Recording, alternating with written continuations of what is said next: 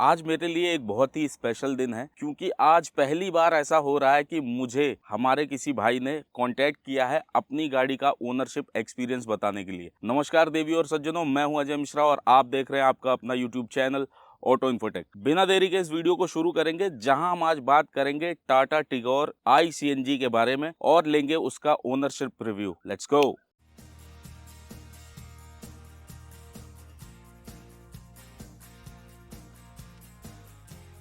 तो स्वागत करता हूं मैं सबसे पहले सुशांत जी जो कि ओनर हैं इस टिगोर के, और उनके भाई प्रशांत जी का। सर बहुत बहुत स्वागत है आपका। नमस्कार अजय जी। तो सबसे पहली बात सर, आपने मुझे कांटेक्ट किया उसके लिए सबसे पहले आपका नहीं धन्यवाद। नहीं देखिए आजकल जो ज़माना चल रहा है, आप देख रहे हैं सब कॉम्पैक्ट SUV, ब्रेजा है, वेन्यू है, नेक्सॉन है, लोग उसकी तरफ भाग रहे हैं। तो मैं सबसे पहले तो यही पूछना चाहूँगा कि आप एक सेडान की तरफ कैसे गए? तो बेसिकली मेरा इस गाड़ी के बारे में मेरे को ज़्यादा कुछ खास नॉलेज नहीं थी। तो बेसिकली सबसे पहले मैंने प्लान बनाया था बलिनो का कि बलिनो लेंगे, अच्छी गाड़ी है, थोड़ी सी विड्थ उसकी अच्छी है तो बिल्कुल। सेटिंग प्रॉब्लम नहीं रहेगी। उसकी मैंने रिसर्च चालू करी, बलिनो के पॉजिटिव नेगेटिव्स क्या है, यूट्यूब पे खूब देखा। तो पॉजिटिव तो मैं तो सब था, बहुत अच्छी गाड़ी है, 4 सिलेंडर इंजन है और रिफाइंड इंजन है। बिल्कुल। और नेगेटिव की बात जहाँ पे आती है तो सबसे पहले उसका एक पॉइंट आता था जो कि आपका सेफ्टी और सेफ्टी को लेके है उसकी जी। सेफ्टी को लेके, उसकी बिल्ड क्वालिटी को लेके है कि मेरा एक भाई है, वो भी स्विफ्ट लेके खुद बैठा है। तो भगवान की दया से सही चल रही है उसकी, 2013 का मॉडल है उसका। बिल्कुल। तो लेकिन उसने ही मुझे मना कर दिया था टाइम पे थोड़ा, फिर भी जो हाँ, मारुति है। उस समय इतना ज़्यादा 2013 वगैरह में ना कोई एनकैप को जानता भी नहीं था, मैं आपको सही बताऊं तो। अब ये जब से 2016-17 से ना ये थोड़ा एनकैप का ज़्यादा हुआ है, जब से नेक्सॉन लॉन्च हुई और उसने 5 स्टार रेट किए थे। मेरे जो कज़न हैं कल्याणपुरी में रहते हैं, उन्होंने 2018 में टाटा टिगोर निकलवाई थी। प्लान बना फाइनली टाटा पे जाना, स्विच करने का, क्योंकि हुंडई में मुझे जाना नहीं था। क्योंकि हुंडई का मेरा पर्सनल ओपिनियन है तो वो ठीक है, गाड़ियाँ अच्छी बनाती है, गुड लुकिंग गाड़ियाँ होती हैं, फीचर्स अच्छे होते हैं। लेकिन मुझे जहाँ तक लगता है हुंडई थोड़ा ओवर चार्ज करती है अपनी गाड़ियों को लेके। महिंद्रा वगैरह की कोई गाड़ी मुझे ऐसी लग नहीं रही थी। तो फिर मैं फाइनली टाटा अल्ट्रोस को मैंने सेलेक्ट किया था। टाटा अल्ट्रोस को सेलेक्ट किया था और 3-4 महीने तक मैंने उस पर रिसर्च की। तो उसका बस मेरे को एक ही आ रहा था, रिव्यूज़ में आ रहा था कि जो टाटा की सर्विस है उसके थोड़े से नेगेटिव पॉइंट्स आ रहे थे। और बाकी गाड़ी को लेके थोड़ा सा 3 सिलेंडर इंजन लगाती है, और टाटा के पास आपको पता ही है पेट्रोल में एक ही इंजन है जो कि बिल्कुल आपको हर गाड़ी में लगा हुआ बिल्कुल मिलेगा। बिल्कुल। लेकिन जब मैंने उसे चला के देखा तो एक्चुअली ये होता है ना, एक फील होती है। हाँ, एक गाड़ी से जो हाँ, कनेक्ट चलो होता है बाहर से वो। वो बहुत अच्छी लग रही है, बिल्कुल। लेकिन जब मैं अंदर बैठ के उसे चला रहा था, एक तो उसका जो गियर नॉब है वो थोड़ा सा मुझे बड़ा सा लगा। अंदर से एक फील नहीं आ रही थी कि मतलब मैं क्या, मतलब मैं जिस गाड़ी के पीछे मैं 3-4 महीने सर्च कर रहा था और चला के देख रहा हूँ, मुझे वो फील एक्चुअली आई नहीं। तो मैं नहीं चाहता था कि अगर मैं 8-9 लाख रुपए लगा रहा हूँ जी। तो मैं ऐसी गाड़ी पे लगाऊं जिसमें मेरे को अंदर से वो फील नहीं आ रही कि इसे ले लो। फिर अब मेरे भाई के पास जो टाटा टिगोर थी जो 2018 मॉडल है, मैंने कहा चलो अल्ट्रोस तो समझ नहीं आ रही भैया, एक आप दिखा दो अपनी गाड़ी चलाने के लिए। लेकिन जब मैं बैठा ना तो मुझे ऐसा लगा था कि टाटा वालों ने ये गाड़ी मेरे लिए ही बनाई मेरे है। लिए ही बनाई है। और आप मानेंगे नहीं, मैंने ऑन द स्पॉट अपना डिसीजन जो है चेंज कर लिया कि भैया मेरे को तो यही वाली गाड़ी अब लेनी है। अभी मेरे को चलाने में ऐसी लग रही है कि बिल्कुल टू द पॉइंट है, जितनी चौड़ाई मुझे चाहिए, सेटिंग वगैरह एकदम फैबुलस है, डैशबोर्ड की जो लुक है और म्यूजिक सिस्टम की जो प्लेसमेंट है सब। तो फिर फाइनली मैंने वहाँ से बुक करा दी और मेरे को हार्डली 2 हफ्तों में उन्होंने मेरे को डिलीवर कर दिया था।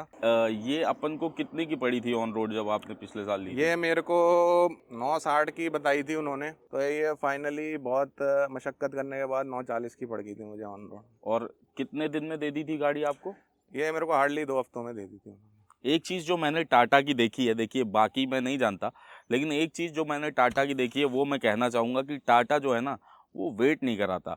हुंडई ले लो, किया ले लो, मारुति ले लो, ये लोग अपनी गाड़ियों पे बहुत ज़्यादा वेटिंग रखते हैं। पता नहीं होती भी है इतनी डिमांड या नहीं, आई डोंट नो, क्योंकि बिक तो ये भी गाड़ी रही है, बिक तो नेक्सॉन भी रही है, उनमें इतनी वेटिंग नहीं होती। पता नहीं इनका क्या सीन है, मैं नहीं जानता। लेकिन ये जो है कई बार ऐसा लगता है, मैंने पहले भी कई वीडियोस में आप लोगों को ये बताया है, आप कोई भी ब्रांड की गाड़ी लेने जाओ जिसकी वेटिंग ज़्यादा है, आपको गाड़ी नहीं मिलेगी।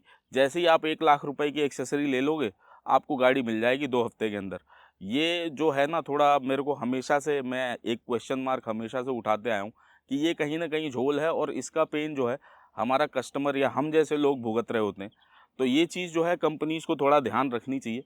मैं यही कहना चाहूँगा हर ब्रांड से, अगर आपकी गाड़ी वेटिंग में जेन्युइनली है तो सर जैसे आप सीएनजी में ली है तो कहीं घूमने उमने जाते हैं तो फिर तो बूट की दिक्कत नहीं होती आपको? मैं मानता हूँ लिमिटेड है, लेकिन अब दो टाइप के बैग्स होते हैं, तो हम थोड़े ना जो कुशनिंग होती है जिन बैग्स में सामान रखने के बाद भी वो प्रेस हो जाते हैं। बिल्कुल। वैसे आप कुछ बैग्स रख सकते हैं, लेकिन हमारा लेट सपोज हम काफ़ी दूर जा रहे हैं, जैसे हम मनाली गए थे, तो हम वहाँ पे फिर आपको एक प्रॉपर सीट जो है सामान को देनी पड़ेगी। अगर सामान को बल्कि सामान है, बहुत बड़ा बैग है, तो वहाँ पे फिर आपको टोटल 4 बंदे ही जा पाएंगे, और आगे काफ़ी सामान लेके जाना चाहेंगे, क्योंकि वो फिर आपको प्रॉब्लम होएगी, क्योंकि बिल्कुल। टैग जो इसका सीएनजी का सिलेंडर वो अच्छा खासा स्पेस ले लेता है। एक चीज़ सर अगली ये पूछना चाहूँगा क्योंकि आपने इसका ज़िक्र अभी किया ही है। टाटा का जैसे सुना है कि जो सर्विस एक्सपीरियंस है, वो उतना अच्छा नहीं होता। वो लोग इतने प्रोफ़ेशनल नहीं हैं। मतलब हर एक को कमर्शियल व्हीकल वालों की तरह ही ट्रीट करते हैं। तो आपको कभी ऐसा महसूस हुआ है? कितनी मतलब हमने पहले तो ये गाड़ी कितनी चला दी, कितनी सर्विस हो गई और आपको फिर ये कभी ऐसा महसूस हुआ? तो इसको अप्रॉक्स 1 साल हो गया है गाड़ी को, और ये 23,600 किलोमीटर मैंने चला दी है। जो लोग दिल्ली मतलब स्पेशली नोएडा या ग्रेटर नोएडा में रहते हैं, उनको मैं बताना चाहूँगा कि यहाँ पे साहिबाबाद में टाटा का सर्विस सेंटर है, सागर मोटर्स का खुद का, और वो आप लगा लोगे, उसकी रेटिंग 4.2 है अगर आप गूगल पे देखेंगे, और पूरा अरेंजमेंट है जब तक आप गाड़ी लेके जाओगे, और बाय द टाइम जब आप गाड़ी लेके निकल रहे हो, आपकी प्रॉपर सिटिंग का अरेंजमेंट है वहाँ पे। आपको ब्रेकफास्ट, लंच, और इवनिंग में अगर होता है तो इवनिंग स्नैक्स वगैरह ये सब पूछेंगे। प्रॉपर एसी रूम है। इंसान किस सिचुएशन में फंसा हुआ है उसके हिसाब से भी कई बार सर्विस सेंटर्स का जो रवैया होता है वो मैटर करता है। आपकी गाड़ी मान लीजिए उनने सर्विस करी, उनसे कहीं डैमेज हो गई या कुछ हो गया, देखिए हो ही सकती है, उसमें क्या कहते हैं उनका रवैया कैसा है, वो कैसे अपने आप को खुद आपके सामने प्रेजेंट कर रहे हैं, वो चीज़ मैटर करती है। अगर नॉर्मली आप देखोगे नोएडा दिल्ली के जैसे शहरों में आप अगर देखोगे तो मेरे को नहीं लगता कि कोई अनप्रोफेशनल होता है। मतलब सर एक चीज़ और मैं पूछ लेता हूँ इसके पहले कि हम गाड़ी में चले, कि कभी कोई आपको लगा नहीं इस गाड़ी में कि यार ये चीज़ यार मज़ा नहीं आया? हाँ, बिल्कुल। देखिए, मैं कंप्लीटली अनबायस्ड अपने रिव्यू देना चाहूँगा। तो सबसे पहले तो इंजन का टाटा को मुझे लगता है 3 सिलेंडर दे रहे हो, तो अगर बंदा 9 या 10 लाख रुपए खर्च कर रहा है, तो बाकी ब्रांड्स में अगर आप जाना चाहोगे, इवन Hyundai Aura को आप देखोगे, पावर बेसिकली कम प्रोड्यूस करता है, लेकिन इंजन बहुत रिफाइंड है और 4 सिलेंडर इंजन बिल्कुल। है। ठीक है, पावर तो इसमें है, लेकिन जब आप इस गाड़ी को चलाते हो तो कैबिन तक नॉइस आती है। वो मेरे को इससे कुछ खास फ़र्क नहीं पड़ता, लेकिन फिर भी वो नहीं आनी चाहिए। वो थोड़ी सी एक बहुत ज़्यादा हद तक एलिमिनेट हो जानी चाहिए। देखिए सर, मेरा मानना ये है कि कार हमारे जीवन की दूसरी सबसे बड़ी इन्वेस्टमेंट है। पहली घर होती है, उसके बाद कार ही होता है। मतलब इतनी बड़ी इन्वेस्टमेंट हम कर रहे हैं, हम 10 लाख रुपए कम नहीं होते। हम में से बहुत से लोग ऐसे होंगे जो इस वीडियो को देख रहे हैं, या इवन मैं भी, हो सकता है हमारे पैकेज ही 10 लाख के ना हो साल के। तो आप समझिए कि ये कितना बड़ा इन्वेस्टमेंट होता है हमारे लिए। और उसमें ये छोटी-मोटी चीज़ें, मैं अगर बात करूँ एनवीएच लेवल्स को कम करने की, इंजन की आवाज़ केबिन तक ना जाए, इसके लिए कंपनी को मुश्किल से जो इंसुलेशन लगानी है वो 5,000 रुपए की होगी। लेकिन ये जो छोटी-छोटी कॉस्ट कटिंग है, ये एक हमेशा से मैटर ऑफ कंसर्न है। हम कितनी बार सर गाड़ियाँ बुक कराते हैं। आज बुक कराई हमने, आपकी गाड़ी की कीमत 10 लाख थी, और कल जो है मैं जब 6 महीने बाद आपकी गाड़ी लेने गया तो आपकी गाड़ी 10.5 लाख की हो गई। वो 50,000 की चपत भी हमें ही लगती है।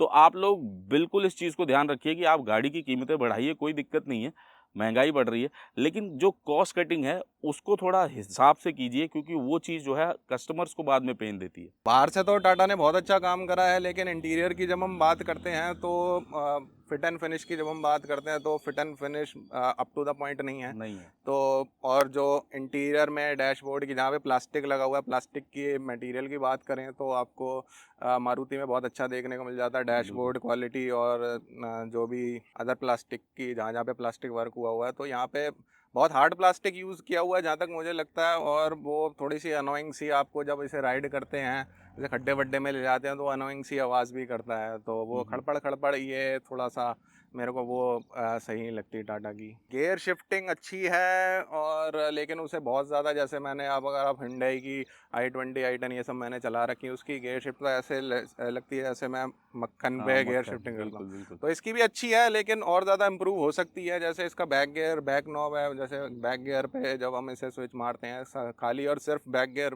पे, तब ज़्यादा नहीं लेकिन कई कबार अटक जाता है। चलते हैं गाड़ी के अंदर, इसे चला के देखते हैं और फिर जानेंगे कि मेरे पर्सपेक्टिव के हिसाब से, मेरे व्यू के हिसाब से इस गाड़ी में क्या अच्छा है क्या ख़राब है। तो जी हम आ गए हैं टाटा टिगोर CNG के अंदर और गाड़ी हम चला रहे हैं। पहले भी हम इसको चला चुके हैं।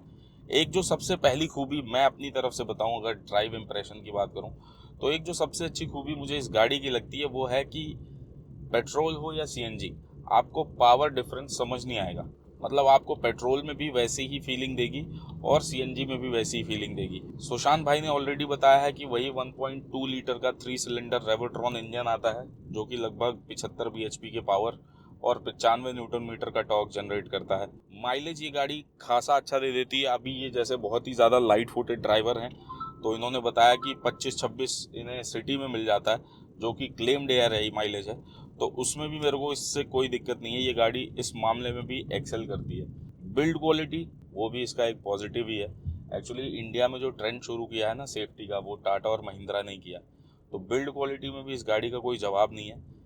बस जहाँ पे कुछ चीज़ें जो मुझे लगती हैं वो मैं आपको बताता हूँ कि ऑलरेडी वैसे सुशांत भाई कवर कर ही चुके हैं। बट जो इंटीरियर का जो प्लास्टिक क्वालिटी है, जो फिट एंड फिनिश है, देखिए कितना बहुत ज़्यादा हार्ड है और ऐसे ये खट खट खट अलग ही साउंड फील करता है। स्टीयरिंग की बात करूँ तो वेट बहुत बढ़िया है, एक नंबर। मतलब इसमें मेरे को कोई डाउट नहीं है। जैसे आप इसको मोड़ेंगे, जैसे मैन्यूवर करेंगे, वैसे ये गाड़ी चलती है।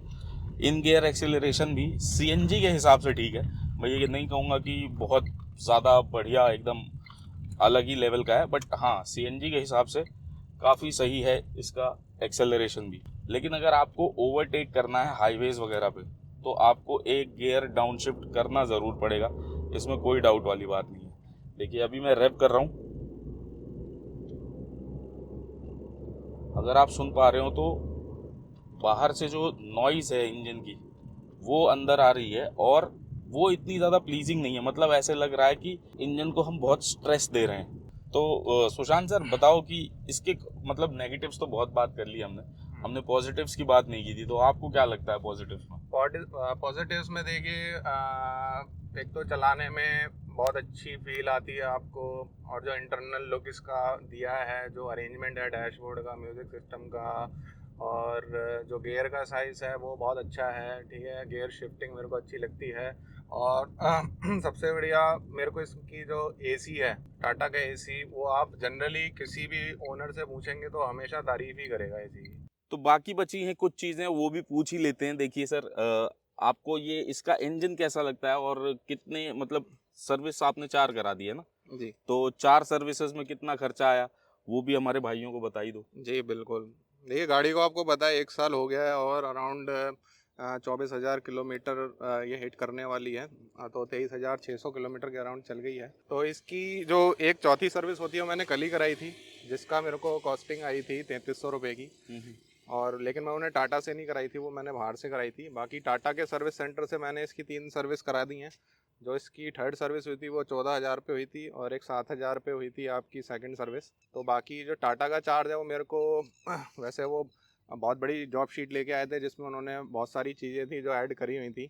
तो उसमें से जो मुझे इन्फॉर्मेशन दी कि ये चीज़ तो मैंडेट है जो सर्विस में रिप्लेस होनी चाहिए, जो आपका engine oil, air filter, oil filter और कूलेंट होता है, ये सब मैंने चेंज करवाया था। बाकी व्हील बैलेंसिंग और अलाइनमेंट ये सब इस ऐसे कर करके वो 1-2 चीज़ें और ऐड करके लाए थे, जिससे उन्होंने मेरा बिल 6 से 7,000 रुपये का बिल बनाया हुआ था।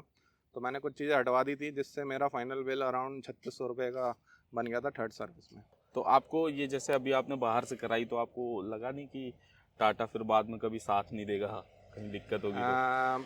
ऐसा तो मेरे को नहीं लगता, क्योंकि 3 ही सर्विस हैं और मुझे जहाँ तक लगता नहीं है मैंने बाहर से अगर सर्विस करवा ली है तो मेरी इंजन की वारंटी जो है वॉइड हो गई है।